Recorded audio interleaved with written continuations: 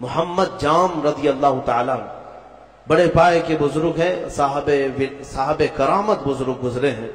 یہ وہ دور تھا جب ہلاکو بادشاہ پوری دنیا میں اپنی درندگی پھیلا چکا تھا، جہاں جاتا تھا قتل عام کرتا تھا، یکے بعد دیگرے وہ ملک فتح کر رہا تھا، لاشوں کے انبار لگا رہا تھا۔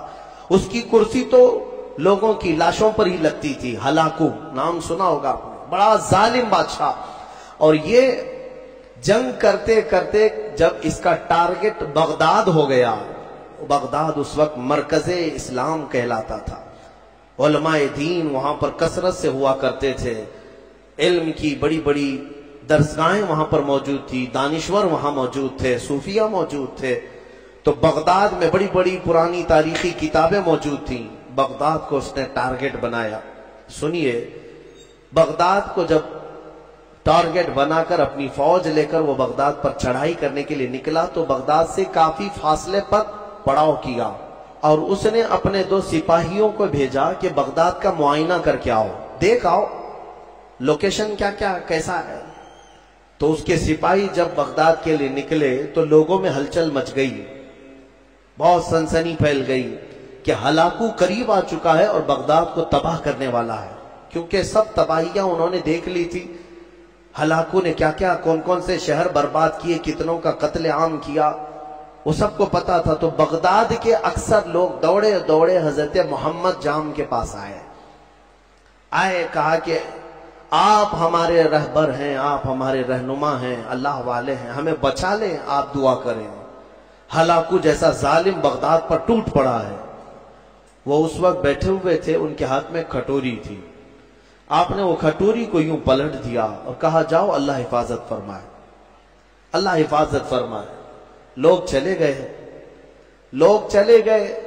اللہ والوں کو اللہ تعالیٰ نے یہ اختیار دیا ہے، تصرف دیا ہے، اور ان کی اداؤں کو اللہ قبول بھی کرتا ہے۔ ہوا یہ کہ ہلاکو کے دونوں سپاہی پورے راستے پر چھان مارتے رہے، ان کو بغداد نظر ہی نہیں آیا، وہ ڈھونڈتے رہ گئے، ان کو صرف میدان ہی میدان دکھتا تھا، کہیں بغداد دکھتا ہی نہیں تھا۔ وہ واپس لوٹے اور بادشاہ سے کہا کہ بغداد تو ہے ہی نہیں قریب، کہیں پر کوئی شہر ہی نہیں ہے، صرف اور صرف چٹیل میدان ہے۔ تو ہلاکو کو اتنا غصہ آیا ان کی بات پر کہ یہ جھوٹ بول رہے ہیں، دونوں کو اس نے قتل کر دیا۔ کہا جھوٹ بول رہے ہو تم، بغداد کے بالکل ہم قریب آئے ہو۔ دوسرے دن بغداد کو اپنے خاص 2 وزیروں کو بھیجا، کہا جاؤ تم دیکھ کر کیا ہو، عام سپاہیوں پر بھروسہ نہیں۔ اپنے معتمد 2 وزیروں کو بھیجا، وہ جب آئے، دوسرا دن تھا، تو پھر لوگوں کو خبر چلی کہ آج ہلاکو کے 2 جاسوس اس کے مخصوص وزیر آ رہے ہیں۔ پھر دوڑے دوڑے حضرت محمد جام کے پاس آئے اور ان سے سفارش کرنے لگے کہ حضور آج وہ اپنے مخصوص جاسوسوں کو بھیج رہا ہے اور وہ بغداد کے قریب آئے ہیں، ہماری بیویاں بیوہ ہو جائیں گی، بچے یتیم ہو جائیں گے، بچا لیں، اللہ کا واسطہ دیتے ہیں۔ حضرت محمد جام نے آج پھر کھٹوری اٹھائی، پلٹ دیا، کہا جاؤ اللہ حفاظت فرمائے۔ چلے گئے، وہ 2 وزیر بھی گھوم پھر کر کے گئے، انہیں بھی بغداد نظر نہیں آیا، صرف چٹیل میدان۔ اللہ والے اپنے کوزے سے جسے چاہے چھپا لیں۔ واپس وہ شام کو لوٹے، ہلاکو کے پاس کہے سچ کہہ رہے تھے وہ دونوں سپاہی، ہمیں بھی بغداد نظر نہیں آیا، ہم غلط راستے پر تو نہیں آئے۔ بادشاہ کو اب غصہ بھی تھا اور تجسس بھی بڑھ گیا کہ ایسا کیسے ہو سکتا ہے۔ اس نے کہا اب معائنے کی ضرورت نہیں، مجھے یہاں سے بغداد کی روشنی نظر آ رہی ہے اور تم کو قریب سے بغداد کیوں نہیں نظر آیا؟ تو پھر تیسرے دن اس نے فوج کی تیاری کر لی کہ نہیں اب معائنے کی ضرورت نہیں، ساری فوج ہی چل پڑے، میرے ساتھ ساتھ چلو اور حملہ ایک ساتھ کیا جائے گا بغداد پر۔ تیسرے دن صفیں لگ گئیں، ہلاکو اس کی سپہ سربراہی کر رہا تھا، اور جب بغداد کی طرف وہ طبل بجاتے ہوئے، نقارے بجاتے ہوئے نکلے، اب پھر بغداد والوں میں سراسیمگی پھیل گئی۔ اب یہاں پر دوڑ بھاگ، سارے ادھر ادھر کھلبلی مچ گئی۔ پھر دوڑے دوڑے حضرت محمد جام کے پاس آئے، مومنین کا ایک بڑا مجمع آیا، سب رونے لگے، کہا کہ حضور بچا لیں بغداد کو۔ یہاں امانتیں ہیں بزرگوں کی، یہاں مسلمانوں کا مرکز ہے، بچا لیں۔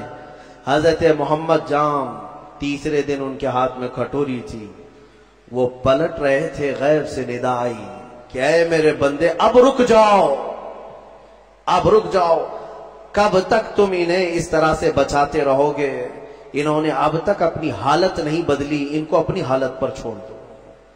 حضرت محمد جام کو حکم ہوا، غیب سے ندا آئی، انہوں نے وہ کھٹوری چھوڑ دی، نہیں پلٹا۔